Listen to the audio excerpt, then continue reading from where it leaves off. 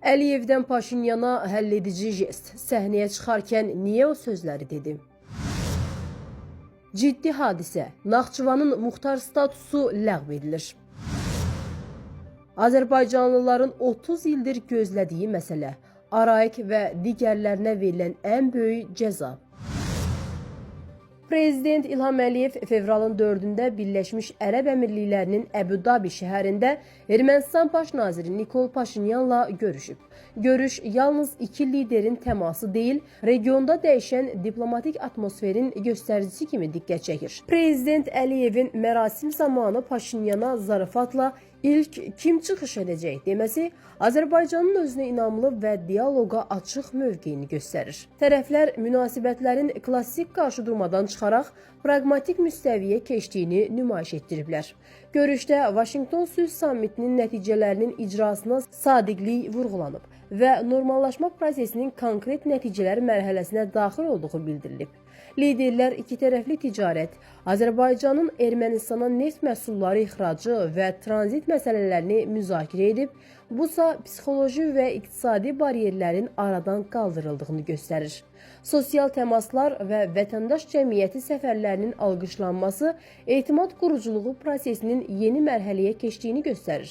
Zəngəzur dəhlizi və digər kommunikasiya layihələri sülhün regional ölçüsünü gücləndirir. İqtisadi bağlılıq artdıqca münaqişə ehtimalı azalır. Yekunda tərəflər davamlı siyasi dialoqun davam etdirilməsinə razılıq verib. İlham Əliyev və Paşinyan sülh və sabitliyin möhkəmləndirilməsi üzrə səylərini davam etdirməyə hazır olduqlarını bir daha təsdiqləyiblər. Ölkəmizdə ciddi hadisə baş verdi. Qəbul edilmiş yeni qanunlara, Naxçıvan Muxtar Respublikasının konstitusiyasına edilmiş dəyişikliklərə görə Naxçıvanın muxtariyyəti de facto ləğv edildi. Növbəti addım kimi çox güman Azərbaycan konstitusiyasına da dəyişiklik etmək lazım olacaq. Bunun üçün referendum lazımdır. Bu sözləri Real Partiyasının sədri Natiq Cəfərli qeyd edib.